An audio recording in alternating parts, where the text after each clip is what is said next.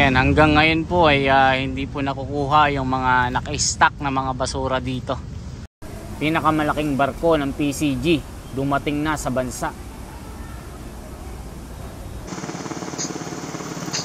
Makikita natin yung kanilang pagkalis dito.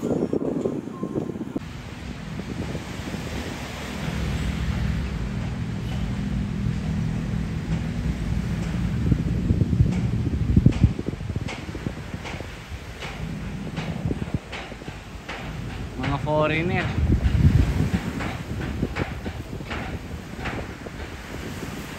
So nakikita nila yung mga basura dito, mga kababayan. At ganito po talaga. Ayan, kita nyo, sari-saring mga plastic. May mineral water, may tsinelas, may seso, may kung ano-ano, styro.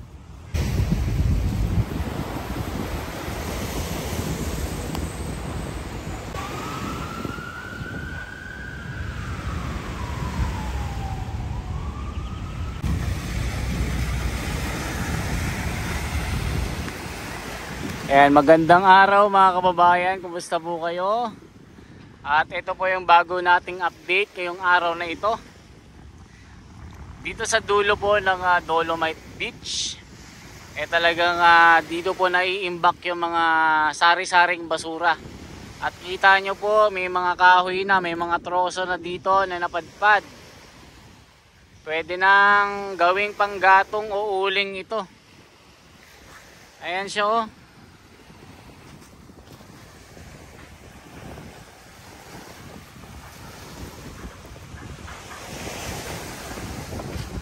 So dito na naimbak yung ibang mga basura mga kababayan.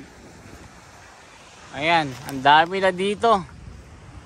Yung mga trash boom natin nasadsad na rin dito sa sobrang kalumaan.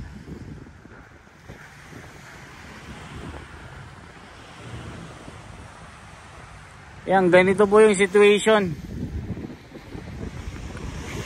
Ibang-iba na talaga. Kasi mga kababayan, ilang bagyo na yung dumaan.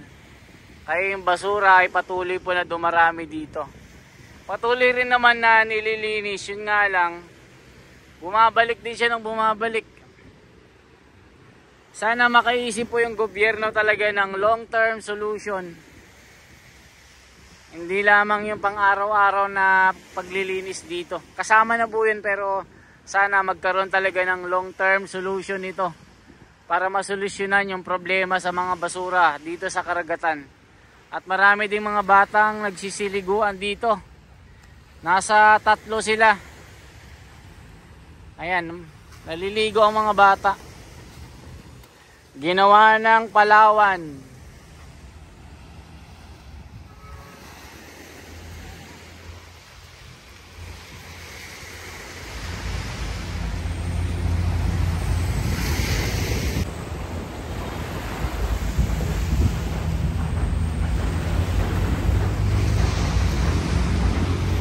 Ayan, lakad po tayo mga kababayan. Mga bote ng Mountain Dew, kung ano-ano pa, yung ano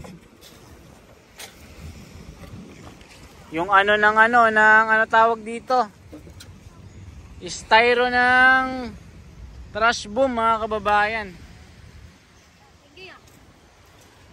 Ayan, pwede kang lumutang dyan. Lulutang ka ba dyan? Ha? Lulutang ka dito ah. Ayan oh. O ingat kayo sa tinatapakan nyo ha. Kasi baka matusok kayo, matetano yung mga paa nyo pag natusok kayo dyan.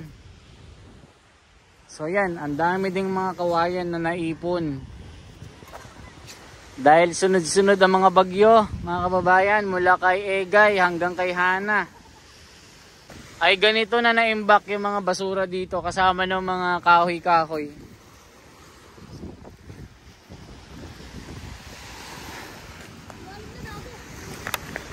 Ayan, grabe mga kababayan oh. At eto rin yung Ito yung malaking tubo na mula doon.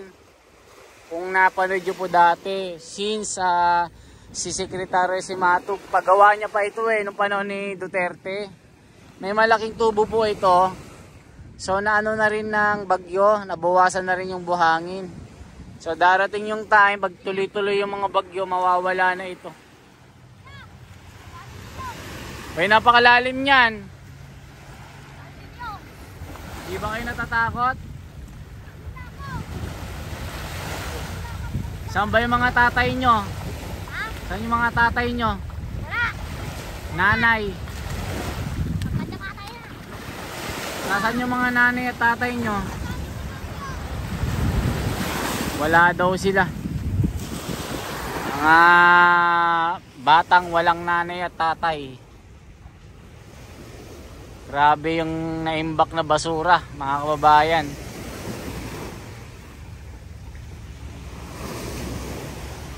Hanggang doon yan, no? Grabe ang mga kawayan na nakasuksok sa mga bawat ano ng bato. Sa mga boulders na yan, may mga kawayan. May tali pa ng barko dito. Yung tinatawag na pang ano sa mga bangka na malalaki, pagka nasadsad sila dito, tinatali lang. So yan. Yan yung mga kaganapan. Parang sing init ito ng West Philippine Sea. Parang China at Pilipinas. Ano masasabi mo na? Hindi masupil-supil ang mga basura. Kuya. Ay, wala ako dito. Di ba binigyan ko na kayo? Kumapain niyo eh. La, Kakain. la. Dapat kay tatay mo. Wala pa pa namin patayin na pati. La, ba't ganon? Ayan mga kababayan, no. Dami, no. Tuloy-tuloy lang mga kababayan, no. Yan. Dito ako humihinto. Ayan, dito ako lumililim. Kasi malilim yan. Nasa ilalim ako para hindi ako maarawan. So sana ito, dito po yung maging sentro ng clean up drive. Doon sa dulo malinis pero dito mga kababayan, madumi talaga dito. Yan, binabaybay ko na at pinakita ko sa inyo yung napakaraming basura. Ito po yun.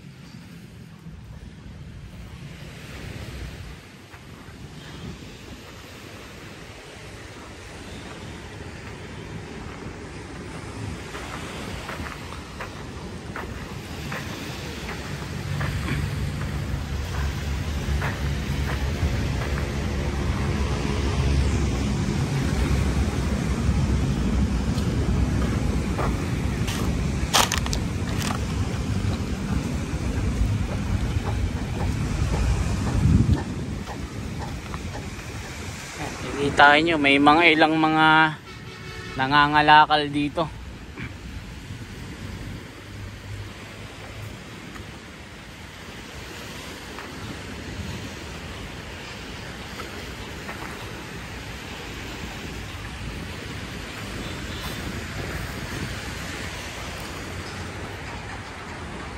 Kita nyo, mababayan.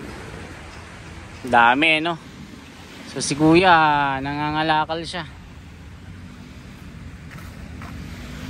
Nangangalakal ng mga plastic at anumang mga pwedeng pakinabangan dito.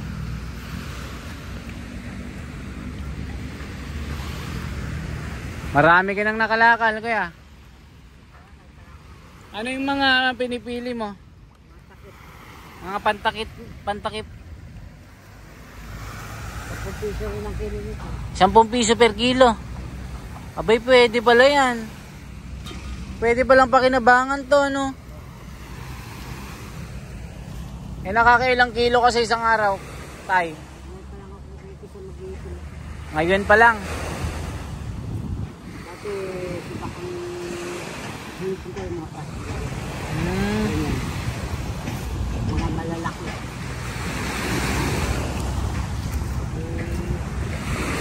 Grabe ano. Ay. May mga foreigner po.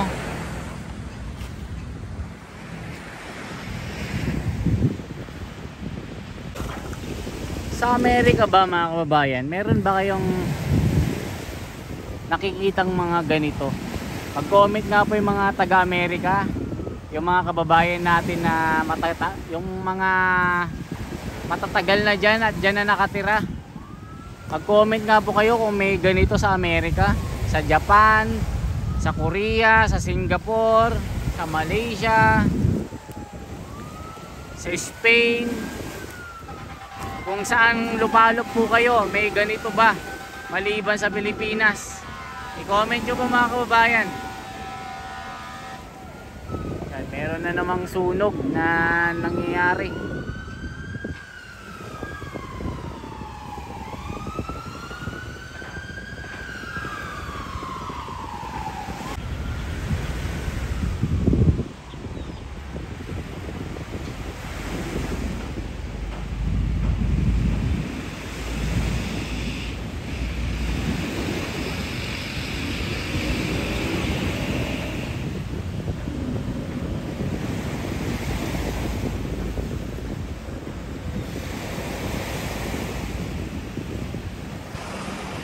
So yan po yung mga balita natin ngayon mga kababayan. Salamat po sa lahat ng mga nanonood at nagpa-follow, nagsusubscribe at nagla-like sa ating page na The Wonders Philippines at yung YouTube natin na Esme TV ko sa YouTube. Mga kababayan, salamat po sa inyo.